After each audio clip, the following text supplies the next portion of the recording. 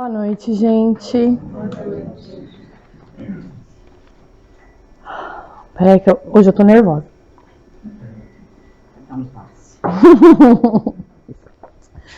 É que hoje, gente, o assunto, ele é um pouco difícil para todos nós, né? É um assunto que ainda gera dúvidas, muitas dúvidas, e quando acontece em nossas vidas, também gera muita dor. Então hoje eu vou falar para vocês, a missão que me cabe hoje é trazer o que a doutrina espírita nos fala sobre as mortes que nós consideramos prematuras. Aliás, será que realmente existem mortes prematuras? Será que existe a possibilidade de alguém desencarnar antes da hora prevista? Vamos ver então o que a doutrina nos fala. Mas antes, afinal, o que é prematuro? O que significa? Prematuro é tudo que vem, que se produz antes da ocasião própria. É aquilo que acontece de uma maneira precoce, que vem antes do tempo normal, né?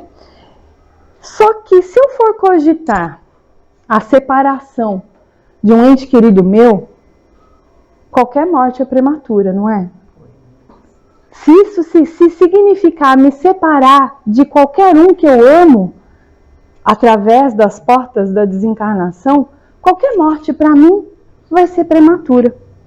Mas hoje a gente não está aqui para saber o que este corpo, que esse espírito imperfeito, ainda cheio de contradições, acha ou sente sobre a morte.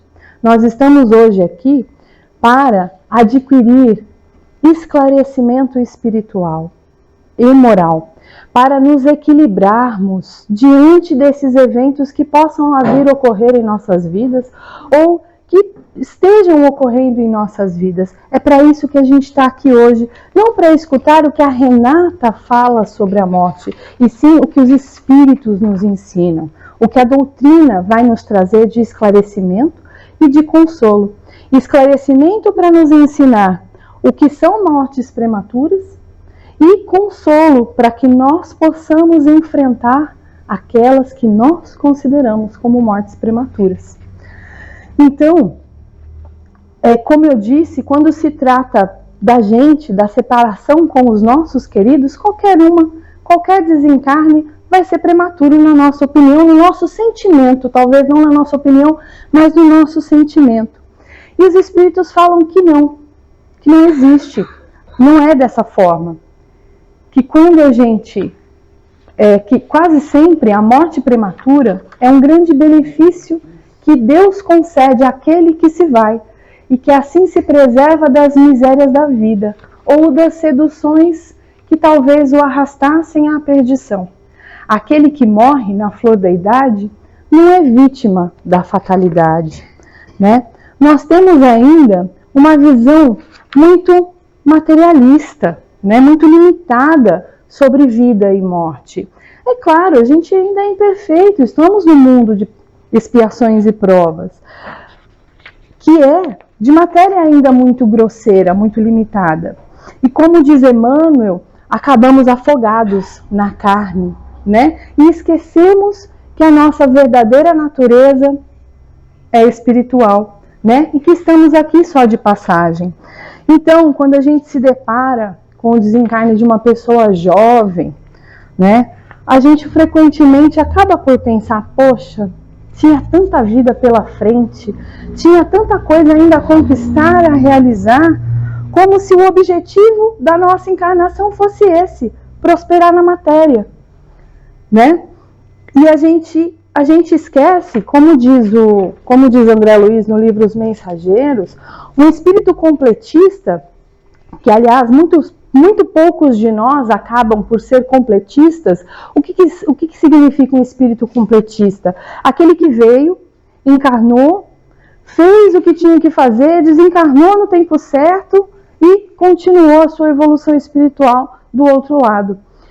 Ele fala que muitos poucos são completistas, né? Nós acabamos por abreviar a nossa vida de inúmeras formas, como a gente vai ver mais para frente, mas que não necessariamente um espírito completista tem uma vida longa.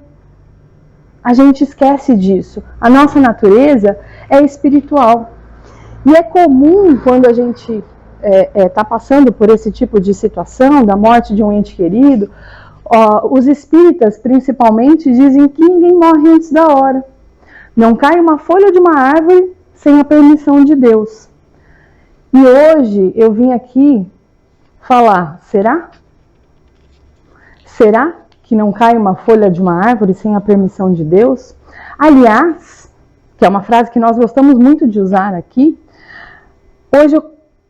a intenção hoje é colocar a gente para refletir, tirar a gente da nossa zona de conforto. É um assunto indigesto, é um assunto dolorido, mas hoje a minha missão é essa, é trazer o que a espiritualidade nos esclarece, e nem sempre esse ensinamento é fácil, né? E é interessante, eu acabei descobrindo, estudando este tema, que em nenhum lugar do Velho ou do Novo Testamento essa frase está escrita. Esse conhecimento não vem do Velho Testamento, nem do Testamento do nosso Senhor Jesus. Vem do Alcorão. Só que a frase correta, lá na Sexta Surata, no versículo 59, é assim: Ele, Deus, possui as chaves do incognoscível, ou seja, aquilo que é impossível de conhecer, coisa que ninguém além dele possui. Ele sabe o que há na terra e no mar, e não cai uma folha da árvore sem que ele disso tenha ciência. Então a frase não é bem da forma como nós utilizamos.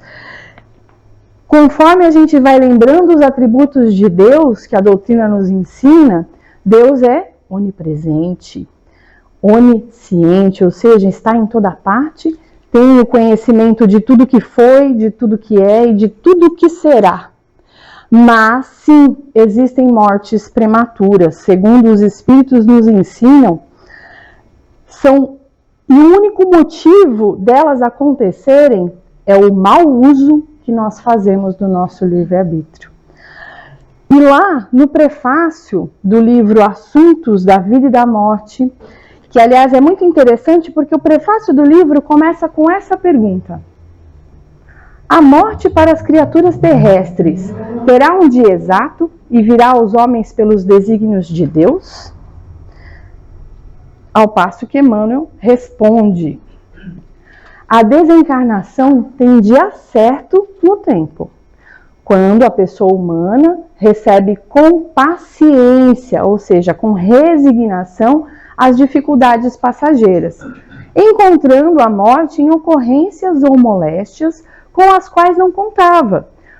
Dessa forma, pode-se concluir que o desenlace se verificou conforme as determinações das leis universais, que a rigor sintetizam a lei divina.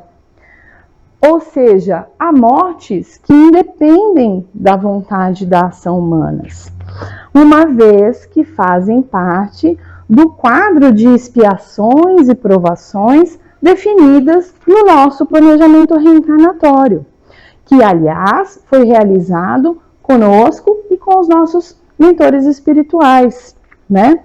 Só que ele continua: nesses casos, é razoável declarar que a desencarnação se verificou, em nome de Deus, no dia certo. Não sucede o mesmo quando a morte se debita à conta dos desequilíbrios ou à imprudência dos homens, que trocam a própria vida por atos conscientes e aventuras outras, abusando do seu próprio livre-arbítrio. Ou seja, existem mortes que são antecipadas em meses ou anos, por invigilância e uso indevido do nosso livre-arbítrio. Emmanuel ainda diz nesse texto que a desencarnação tem o dia certo segundo a lei divina, mas o dia exato conforme o nosso comportamento, né? E que, como eu acho muito interessante uma frase do André Luiz, que eu trouxe na outra palestra, mas eu achei que ela é fantástica, e a gente tinha que ter colado ela no espelho do banheiro e na porta da geladeira. Deus criou o livre-arbítrio, mas nós criamos a fatalidade. Então, a gente está subordinado ao nosso livre-arbítrio. Claro, a nossa vida está submetida a determinadas circunstâncias, de acordo com o meu planejamento reencarnatório, como eu disse.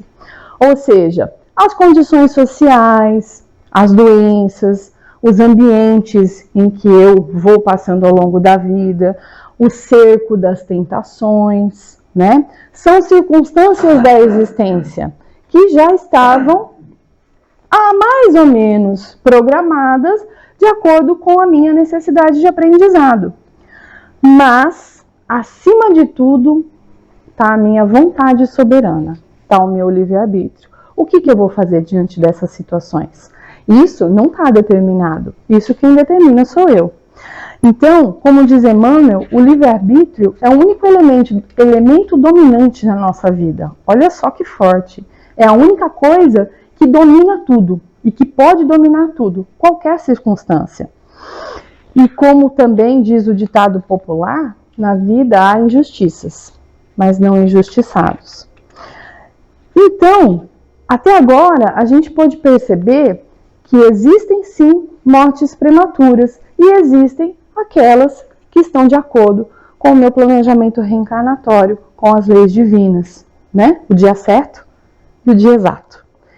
E quais seriam então as situações de desencarne prematuro a que nós acabamos nos submetendo? Os abortos provocados, né? Os suicídios diretos ou indiretos, a eutanásia e a pena de morte, né? E a gente vai abordar um pouquinho de cada um deles, né? Para a gente saber como refletir melhor, como agir melhor diante das nossas vidas. Em relação ao aborto, gente, ele pode acontecer de forma espontânea ou provocada. Claro, acontecendo de forma espontânea, não é uma morte prematura, porque segundo os espíritos, a gente ainda está muito suscetível à grosseria, à matéria grosseira, à imperfeição da matéria. Então, como eles dizem em determinados textos, é quase que um risco calculado. Quando o espírito vai reencarnar, às vezes a matéria apresenta dificuldade, né? O corpo material, a própria matéria coloca essas dificuldades e o aborto acaba por acontecer. Mas não é uma morte prematura, porque isso está meio que dentro do previsto. Ela é prematura quando o aborto é provocado. Na legislação brasileira, o aborto é legal em 2 casos. Em casos de violência, de estupro, e em casos onde aquela gestação implica risco de vida à gestante. E Kardec faz uma pergunta aos espíritos, né? Se constitui crime quando alguém provoca o aborto, né? E os espíritos respondem: há crime toda vez que transgredis as leis de Deus. Uma mãe ou qualquer outra pessoa cometerá crime sempre que tirar a vida de uma criança antes do nascimento, pois está impedindo uma alma de suportar as provas de que serviria de instrumento o corpo que está se formando. Os espíritos também justificam, né, eles somente justificam a indicação do aborto caso coloque em risco a vida da mãe. Eles dizem: é preferível sacrificar o ser que ainda não existe a sacrificar o que já existe. Mas é um terreno perigoso, né, que tem que ser avaliado com muito cuidado. E nós mulheres, como todos os seres humanos, temos todo o direito de usar o nosso livre-arbítrio, não resta dúvida, para definir o que acontece com o nosso corpo. Mas a gente tem que ter ciência de que a gente vai responder por qualquer ato, pensado ou impensado nosso.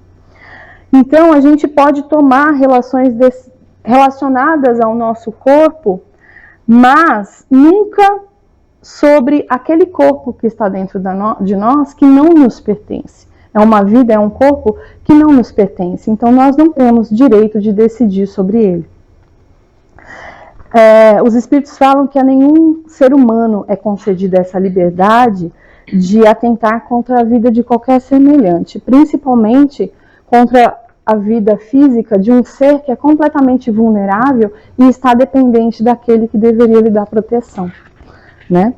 Então é muito falsa a ideia de que a mulher tem liberdade sobre o seu corpo em relação à gestação. Ela só tem essa liberdade no que diz respeito ao antes da concepção. Aí sim. Então, diante de uma gravidez indesejada, a gente só tem duas decisões a tomar. Ou a gente criar aquele ser como nosso filho, ou doar para a adoção, para que outros possam amá-lo. É as únicas duas decisões que a gente tem o direito de tomar, né? E na realidade, qualquer uma das duas vai implicar em consequências. Então a gente tem muita responsabilidade, nós mulheres, diante da gestação, né? E seguindo, o outro tipo de morte prematura, é claro, é o suicídio. E os espíritos classificam os suicídios como diretos e indiretos, ou conscientes e inconscientes. O suicídio direto, ele, independentemente, né, da causa geradora, ele é sempre precedido de um planejamento, né? Ou seja, é consciente, ele é premeditado. E lá no livro Religião dos Espíritos, Emmanuel vai fazer um alerta para a gente. Que no suicídio intencional, sem as atenuantes da moléstia ou da ignorância, há que considerar não somente o problema da infração ante as leis divinas, mas também o ato de violência que a criatura comete contra si mesma, através da premeditação mais profunda, que gera um remorso ainda mais amplo. Ou seja, a gente tem que considerar que se somos escravos das condições externas da nossa vida, no mundo íntimo nós somos livres, né? Razão pela qual, quando a gente traz no mapa das nossas provas essa tentação de fugir das nossas provações, porque mais para frente eu vou falar, Kardec considera isso como covardia moral, aquela falta de coragem de enfrentar o sofrimento, as dificuldades. E quando isso está no mapa das minhas provações, realmente enfrentar essa tentação de fugir, quando eu cedo a essa tentação, eu estou angariando ainda mais débitos, né? Porque era para eu passar por essa tentação, não consegui, e além de tudo, eu lesei o meu perispírito, a lesão que eu causo ao corpo físico reflete ao corpo perispiritual, e eu vou carregar não só a culpa e o remorso, né, de ter atentado contra uma lei de Deus, né, contra o divino que existe em mim, eu ainda vou carregar comigo as implicações físicas depois, posteriormente, numa nova existência, e às vezes não só em uma, eu vou carregar isso, vou expurgar isso lentamente de uma forma muito dolorosa. Então, o suicídio consciente, o suicídio premeditado, ele provoca amplo remorso, ampla culpa e amplas dificuldades em vidas posteriores, né?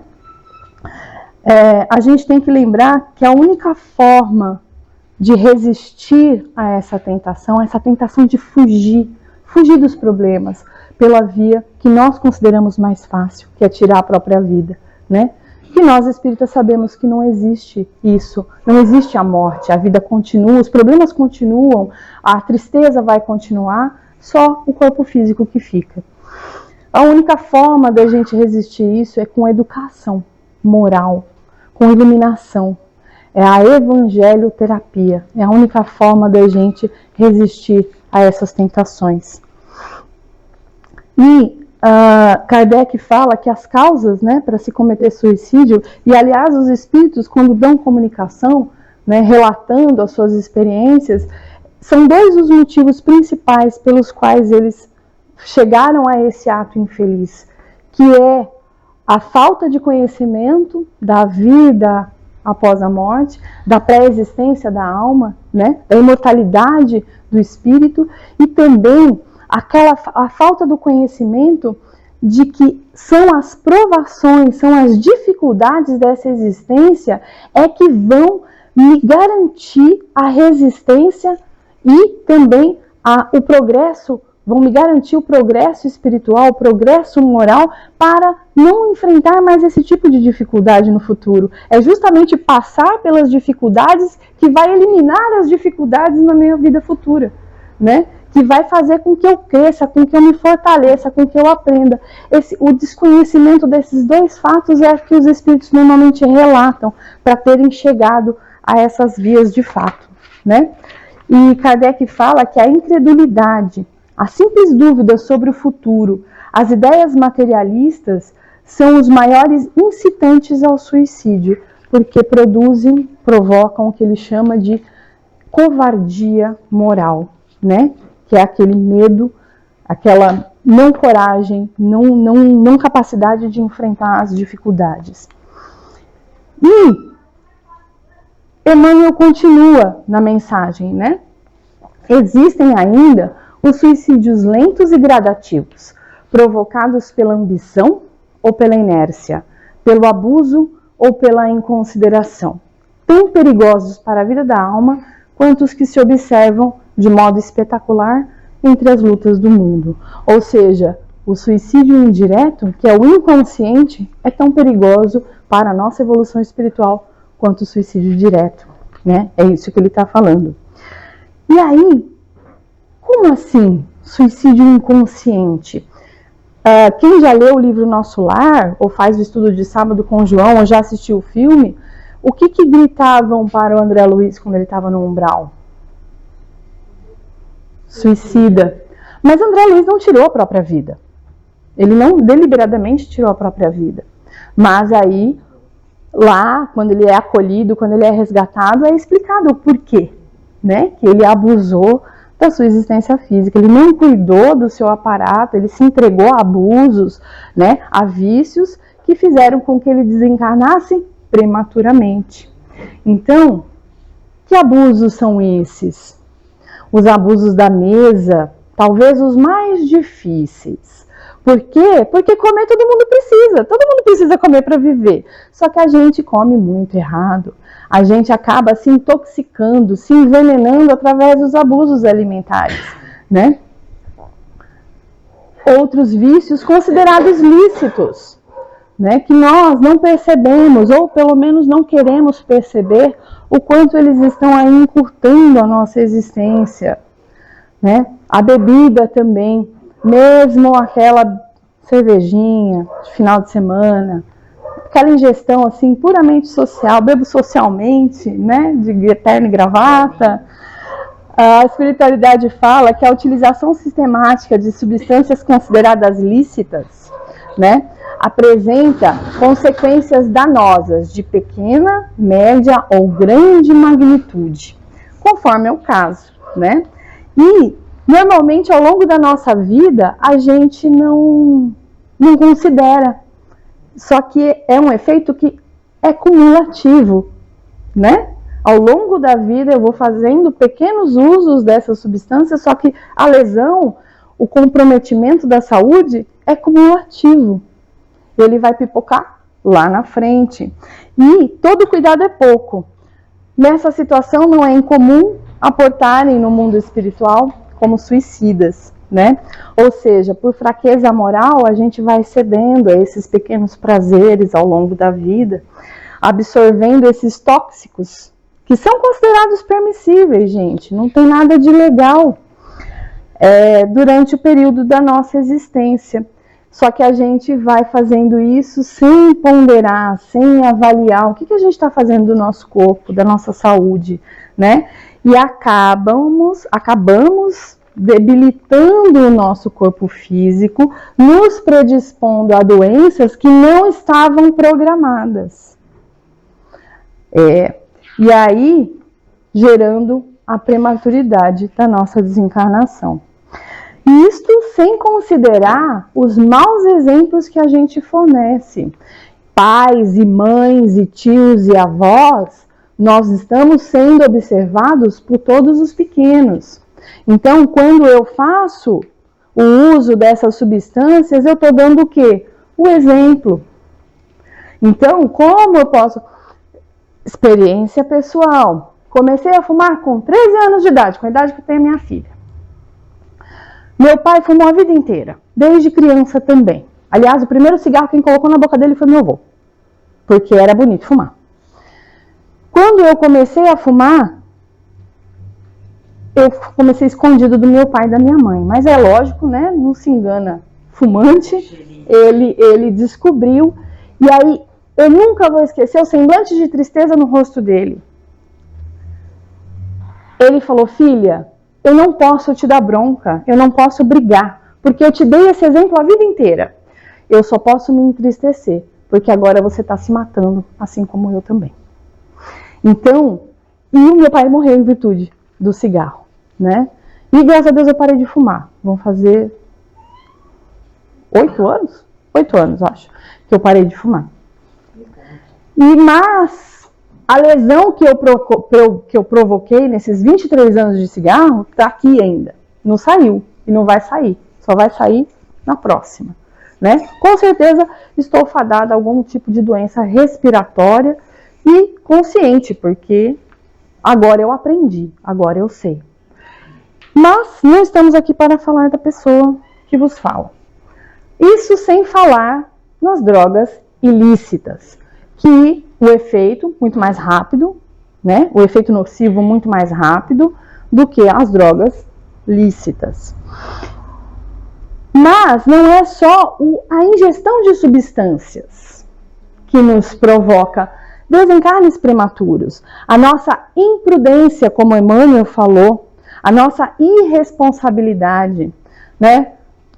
Usar o celular ao dirigir, principalmente numa autoestrada. Brincadeiras, né, entre motorista e passageiros, que às vezes a gente vê entre os jovens, aquele carro lotado de molecada, discussão entre os ocupantes do veículo, tirando a atenção do motorista. Todas essas são atitudes irresponsáveis, são imprudências que cometemos sem nos darmos conta que podemos provocar a nossa morte prematura e a morte prematura de outras pessoas. Essa não precisa nem se falar. Combinação álcool-volante. Quem aqui nunca tomou uma cervejinha e pegou o carro depois? Atire a primeira pedra. Por favor, não. Parece bobo. Parece inocente. Não, eu estou bem para dirigir. Não, um copo de cerveja já tira seus reflexos. O suficiente para que companhias menos felizes possam ajudar a provocar um acidente, né? Levando não só o motorista, como os passageiros a um desencarne prematuro. Essa eu não vou nem falar. As imagens falam por si mesmas.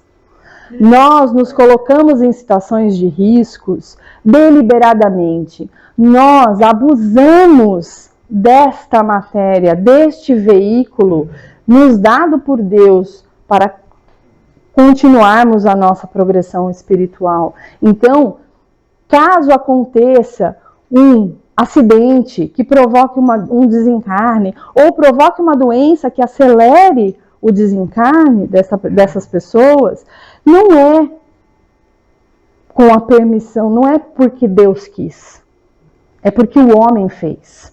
O homem usando o seu livre-arbítrio de forma indevida. E o que falar então do mal do século, né? O estresse. A gente esquece que a gente veio aqui para pagar dívida, mas não é em dinheiro. E a gente age como se todas as nossas dívidas fossem só boleto e fatura de cartão. A gente acaba se entregando a um excesso de trabalho, porque a gente não vive na matéria, a gente vive para matéria, de uma forma errada.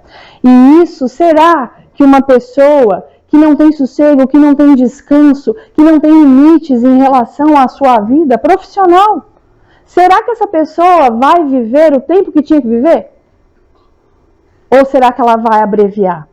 Adquirir aí ansiedade, depressão, fibromialgia, pressão alta, diabetes, distúrbios alimentares provocados pela ansiedade, que foi provocada pelo estresse? Será que eu não estou abreviando a minha vida? Será que eu vim aqui para pagar boleto?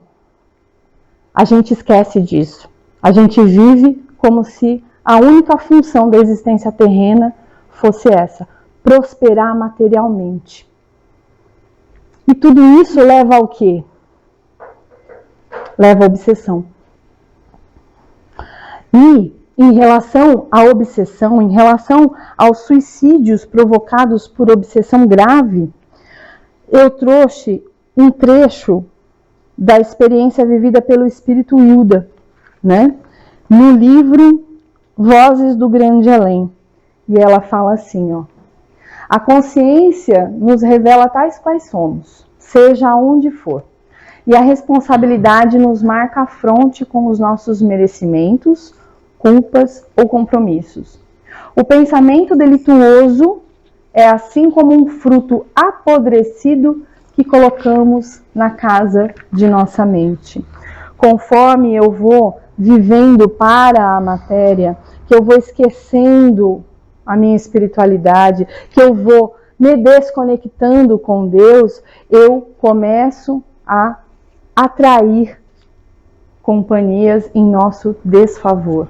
De instante a instante, a corrupção se dilata e atraímos em nosso desfavor todos aqueles elementos que se afinam com a nossa invigilância e que se sentem garantidos por nossa incúria, ou seja, a nossa negligência com a nossa espiritualidade, presidindo-nos a perturbação que fatalmente nos arrasta à grande perda.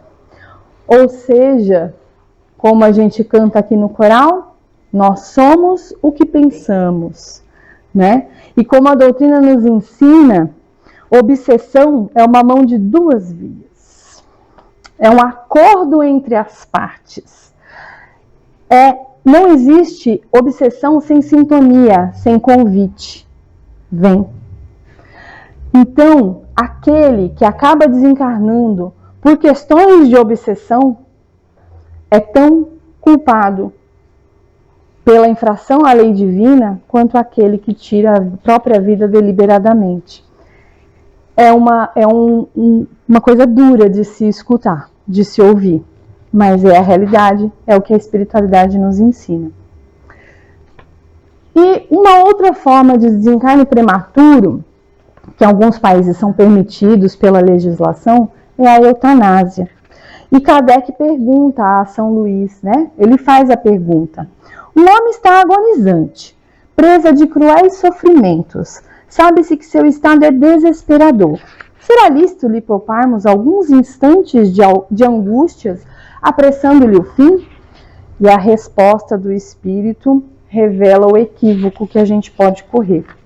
Ainda que o moribundo haja chegado ao último extremo, ninguém pode afirmar com segurança que lhe tenha soado a última hora. Não há inúmeros exemplos em que o doente, no momento mesmo de exalar o último suspiro, reanima-se e recobra suas faculdades por instantes, por alguns instantes. E são instantes reveladores, não só para aquele espírito, para aquela pessoa que está ali nos últimos momentos, como também aquelas que estão ao seu redor. Ele continua: pois bem, essa hora de graça que lhe é concedida pode ser-lhe de grande importância, pois ignorais as reflexões que seu espírito poderá fazer nas convulsões da agonia e quantos tormentos lhe podem poupar um relâmpago de arrependimento. Realmente não é fácil presenciar o sofrimento de entes queridos em razão de enfermidades ou nos momentos finais da existência. Entretanto, a gente sabe que nada acontece por acaso. A gente sabe que cada acontecimento, atrás de cada acontecimento, tem uma causa justa, determinada pela misericórdia divina. E Emmanuel fala que, diante de um leito de enfermidade, por mais dura que ela seja, tem um socorro todo acontecendo por trás que a gente não está vendo. E que se a gente, por por escusas de querer abreviar aquele sofrimento, a gente pode estar complicando a vida, né? A existência daquele espírito, porque são aqueles instantes finais que podem trazer uma iluminação que às vezes anos daquela existência não trouxeram. E seguindo, a pena de morte. A pena de morte ainda é também legalmente permitida, legalmente em alguns estados em alguns estados dos Estados Unidos, né? E o irmão X, Humberto de Campos, no livro Cartas e Crônicas, na lição 21, ele fala uma coisa bem interessante a respeito da pena de morte. Ele fala que a execução de uma sentença de morte, na maioria dos casos, é a libertação prematura da alma que se arrojou ao despenhadeiro da sombra. E sabemos que só a pena de viver na carne é suscetível de realizar a recuperação daqueles que se fizeram réus confessos diante dos tribunais humanos. É bonito, escreveu de uma forma tão bonita, né? Ele fala assim, ó, não adianta afugentar as moscas sem curar a ferida. A única forma, né, de aprendizado é passar pelas dificuldades da vida, né? E aí ele alerta que nesses casos, quem sofreu essa penalização, sofreu essa penalidade, que é a pena de morte, muitas vezes, na maioria das vezes, não conseguem desculpar aquele que foi o agente causador da sua morte, aquele agente direto, ou seja, o coitado do funcionário público lá que teve que aplicar, os funcionários que tiveram que executar a pena, né? E que eles passam a obsediar essas pessoas, causando graves enfermidades. Ou então, que esses espíritos passam a assombrar essas instituições, provocando focos de discórdia e de dificuldade dentro dessas próprias instituições, né? Então, é uma coisa bem complicada. E a gente sabe, né, que, de acordo com a lei da conservação, que é reconhecida pelo Espiritismo, ninguém tem o direito aliás, nós temos o direito de preservar a nossa vida, mas nunca de privar alguém da própria vida, mesmo por questões de segurança, né? Que esse direito nós não temos. E aqui, para quem acha que o Brasil está livre da pena de morte, não estamos. Na Constituição existe um artigo que permite a pena de morte em casos de guerra. Então a nossa legislação ainda também não é tão evoluída. Se um dia o Brasil estiver passando por uma situação de guerra, seja interna ou externa, os crimes de guerra são penalizados com morte por fuzilamento. Eu fiquei assustada quando eu li isso, né? Então, a legislação humana ainda tem que evoluir bastante, né? E a doutrina espírita fala que quando a pena de morte, né, que a pena de morte será completamente abolida quando o homem estiver mais esclarecido da espiritualidade. E quando isso acontecer, a humanidade vai ter dado um grande salto, né, em seu progresso. E eu falei até agora dos tipos de desencarne que são provocados pelo mau uso do nosso livre-arbítrio, que a espiritualidade considera como mortes prematuras. Mas e aquelas que eles não consideram como mortes prematuras, mas que para nós são? A morte prematura de um filho sempre vai causar, além de muito sofrimento aos pais, a quem fica, vai causar muita inconformação e perplexidade. Na verdade, essa desencarnação em tenra idade, ou na fase da adolescência, ou na juventude, ou seja, no tempo que nós não consideramos como um tempo normal, né? Para nós, a natureza, o que é natural é um filho enterrar um pai, não ao contrário, né? E sempre vai causar, no geral, uma comoção e uma tristeza. E mesmo que alguém tente explicar as várias razões para esse acontecimento, sempre vai ficar no ar aquele sentimento de incompreensão e principalmente de impotência. Para os pais, a pergunta inevitável é por quê? São comuns essas questões. Por que, meu Deus, isso aconteceu? Por que meu filho teve que ir tão cedo? E lá no livro Quem Tem Medo da Morte, Richard Simonetti vai falar que não há lugar para o acaso na existência humana.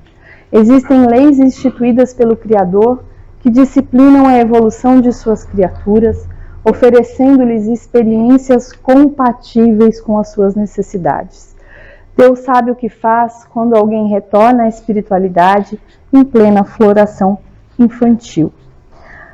Os motivos para essas desencarnações que nós consideramos prematuras são várias, mas elas nunca contradizem a justiça divina.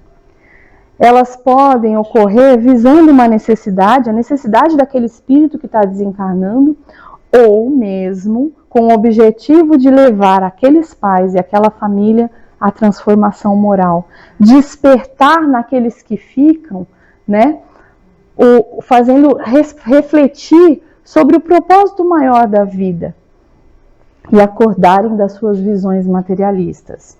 E aí ele continua: há suicidas que reencarnam para a jornada breve. E lá no livro Vozes da Outra Margem tem o relato. Aliás, esse livro ele é um compilado de 6 ou 8 mensagens, não lembro, desse espírito, Arthur Francisco Koller. Ele desencarnou com 3 aninhos de idade, mas nas mensagens que ele se comunica com os pais através da mediunidade de Chico Xavier, ele fala como um jovem adulto, né? E interessante que o anúncio logo depois, alguns meses depois do desencarne dele, as primeiras notícias que a família recebeu, a mãe era espírita, o pai não. E a mãe recebeu 2 primeiras mensagens de Bezerra de Menezes, trazendo notícias do filho, né, que já foi um grande consolo. E aí, depois dessas mensagens, meses depois, veio a primeira mensagem do próprio menino através da mediunidade de Chico Xavier. E nessa primeira mensagem, ele desencarnou por conta de um câncer no fígado. Ele só relata aos pais que está bem, que está com saudade, para que os pais fiquem tranquilos, que ele está feliz, né? Só que o pai não aceita tão bem quanto a mãe, que já estava mais firme, fortalecida na doutrina espírita. E o pai começa então a beirar aí uma depressão profunda, se entregando à bebida, fazendo perguntas no silêncio ao filho. Por quê? Por que você teve que ir tão cedo? E o filho, sentindo essa dificuldade do pai tão grande, preocupado, ele pede, na colônia onde ele estava, em companhia dos avós, ele solicita que seja feito aquele processo magnético para que ele se recordasse de existências anteriores, para que ele pudesse dar explicações ao pai. E ele fala que durante esse processo magnético, que ele foi autorizado a receber, ele se viu, eu vou ler aqui, porque ele fala mais bonito que eu. Eu me vi na condição de um homem ainda jovem, a envenenar-me voluntariamente num capricho de afeição incompreendida pelo meu grupo familiar, ou seja, ele se envenenou porque a família não aceitava o relacionamento amoroso dele. E em seguida, me vi passar por muitas dificuldades no plano espiritual, observando-me depois reconduzido ao plano físico, como o menino Arthur, né? Mas carregando comigo o desequilíbrio celular que se manifestaria especialmente em meu campo orgânico no momento justo. Olha só, o regresso antecipado, então, como no caso do menino Arthur, ele pode se dar no caso de suicídio, que tanto pode ser direto, como no caso dele, como o indireto, como a gente viu anteriormente, né? E aí, ele carrega no seu corpo perispiritual essa lesão, que acaba refletindo na próxima existência, e ele tem que cumprir aquele tempo que ficou faltando, né? Então, olha só, no caso dele, não foi uma morte prematura, foi um desencarne planejado, necessário. E depois, nas próximas cartas, É um livrinho bem fininho. Se alguém que tiver interesse, está lá no site Bíblia do Caminho, tem todas as mensagens. Ele explica que aquela família foi muito importante para que ele cumprisse esses 3 anos de uma maneira tão amorosa e também dentro da doutrina espírita, né? É bem interessante. E aí, o Richard Simonetti continua na mensagem. Há também espíritos evoluídos que reencarnam com o propósito de despertar impulsos de espiritualidade em velhos afeiçoados. Ou seja, nem sempre o espírito que retorna prematuramente ao plano espiritual, ele veio resgatar ou complementar uma existência, né, que foi diminuída através do suicídio. Às vezes é um espírito missionário com a tarefa de dar um salto, de ajudar aquele grupo familiar, principalmente, dar aquele salto de qualidade ou não se comprometer. Porque às vezes o grupo familiar vem com um direcionamento, o grupo inteiro, e acaba por questões da matéria se desviando. E esse espírito vem com essa missão de resgatar, falar, opa, vamos voltar para o plano, né? Não vou deixar vocês caírem porque vocês são muito queridos. E a gente tem vários relatos desse na literatura espírita, principalmente nas obras de André Luiz, né? Mas aí, vocês podem perguntar, tá, o desencarne prematuro não, que nós consideramos prematuro, ele é necessário, ele foi planejado para esse espírito, mas em relação aos pais que passam por essa dor, né? É sem sentido ou não? Não, faz todo sentido, porque esse grupo familiar, esses que ficaram, eles podem ter se envolvido nos delitos desse espírito que está desencarnando em existências anteriores. Ou então, são pais que não aproveitaram, que relegaram a sua tarefa, a sua maternidade, a sua paternidade em existência anterior e vem com esse chacoalhão para saber que isso é muito importante, saber que isso é um presente de Deus, né? Você ter um espírito que você venha com essa responsabilidade, que venha com você, para que você proteja, para que você ame, mas também é uma responsabilidade muito grande. Então, a gente não existe, assim como Jesus, né, quando passou por aqui, nenhuma palavra, nenhum ato, nenhum gesto de Jesus foi sem significado. Na obra de Deus, no desenrolar das leis divinas, não existe acaso, não existe algo fora do lugar, ou existe sofrimento sem porquê, né? E a gente tem que pensar nisso. E, peraí que eu acho que eu já pulei. E quando a gente está passando por essa provação, a gente tem que lembrar que o conhecimento e a assimilação doutrinário evangélicas têm a faculdade de nos fortalecer o espírito e o coração, tornando-nos capazes de, pela fé, pela certeza da imortalidade, chorarmos sem dúvida o desenlace do ser amado, sem, contudo, nos confiarmos ao pranto enfermiço, doentio, improdutivo, que nunca se acaba. Então, a morte em qualquer fase da vida é sempre a consequência de uma lei natural, né? Como a gente viu até agora, que vai atingir a todos nós indistintamente. Não existe favoritismos nas leis divinas e é muito importante a gente procurar o apoio em Jesus, na prece, para a gente poder enfrentar esses momentos, né? Sem revolta. Isso que é o mais importante. A dor, o sofrimento com a partida é natural. Mas a gente tem que tentar não se desestruturar emocionalmente, né? Não entrar em desespero. Por quê? Porque com essa atitude, além de nos estar prejudicando, a gente está prejudicando aquele que está indo, que está agora iniciando uma nova etapa na sua jornada de evolução espiritual. E nós, apesar de estarmos separados entre 2 planos diferentes, continuamos responsáveis pelo que pensamos e pelo que sentimos, né? E, se der tempo, tem um conto que eu gostaria de trazer para vocês. Posso contar, gente? É uma antiga história oriental. Na verdade, tem uma adaptação desse conto nesse livro, Quem Tem Medo da Morte, do Richard Simonetti, mas o conto original é do livro Lendas do Bom Rabi, do Malbataan. E conta a história de um pregador religioso judeu que vivia muito feliz com a sua esposa e com os seus filhos. E aí, era um dia de sábado, e ele estava ensinando a Santa Lei na escola, né? E enquanto ele estava lá, né, feliz por ensinar a Santa Lei aos seus discípulos, na sua residência, os seus 2 meninos estavam desencarnando. Porque naquele dia, naquela época, havia uma epidemia na cidade, e eles estavam doentes. E a mãe, né, sozinha em casa, com as crianças, desolada, permanecia a chorar.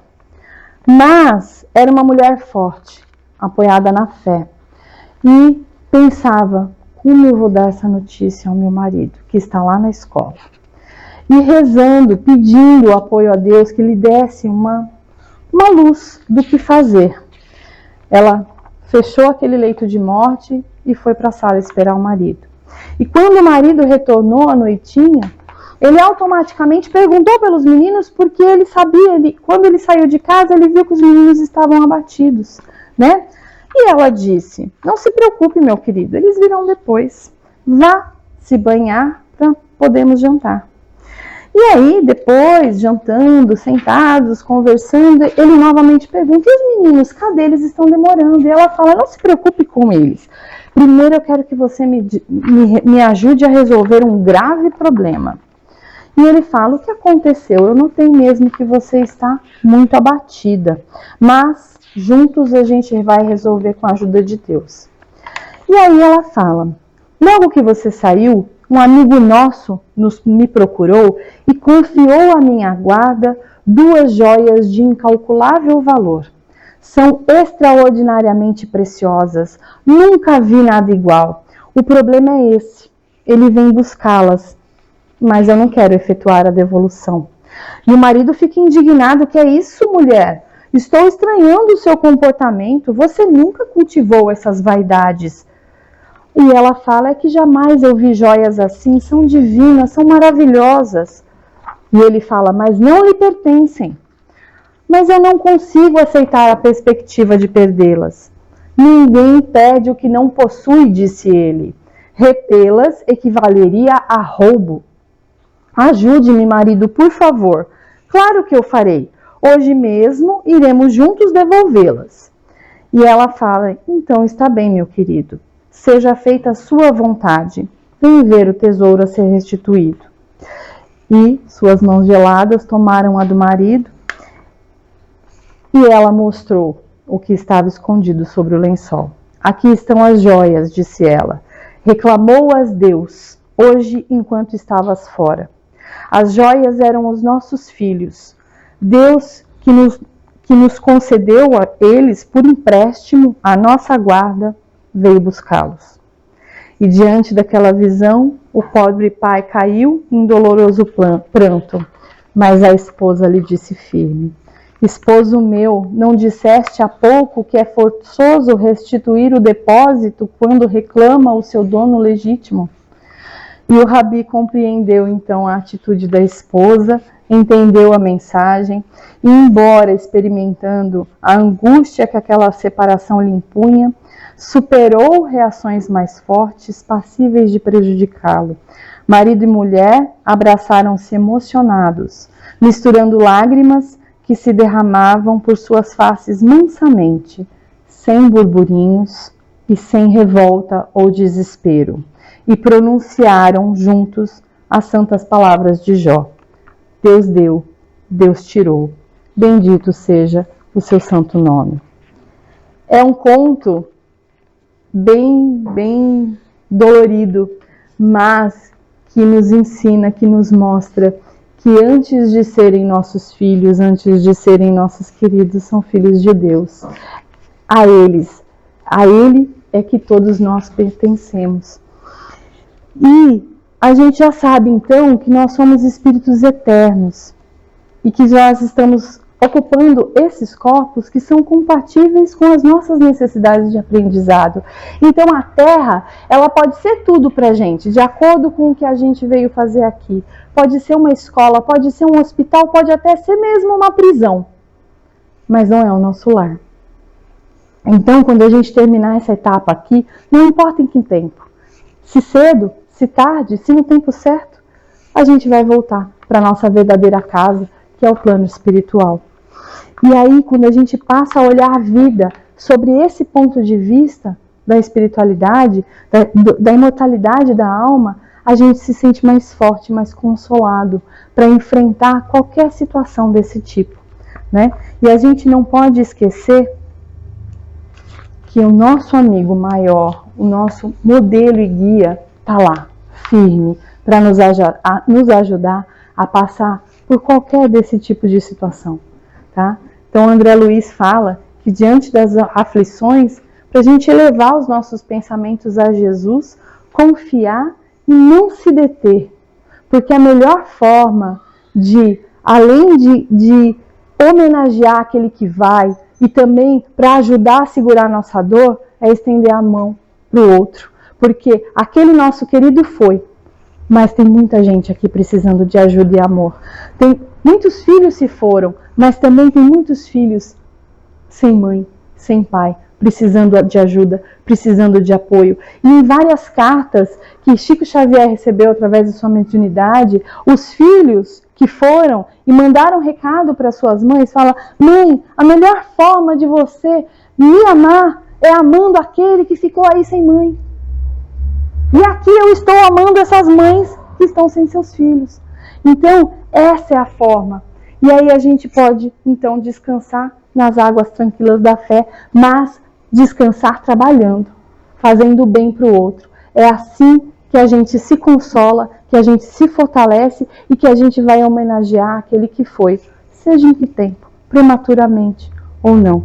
Então, essa é a mensagem que os espíritos passaram hoje, que a espiritualidade, que Kardec, que a doutrina nos traz, que possamos então seguir mais fortes e consolados, não importa pelos quais problemas que a gente esteja passando.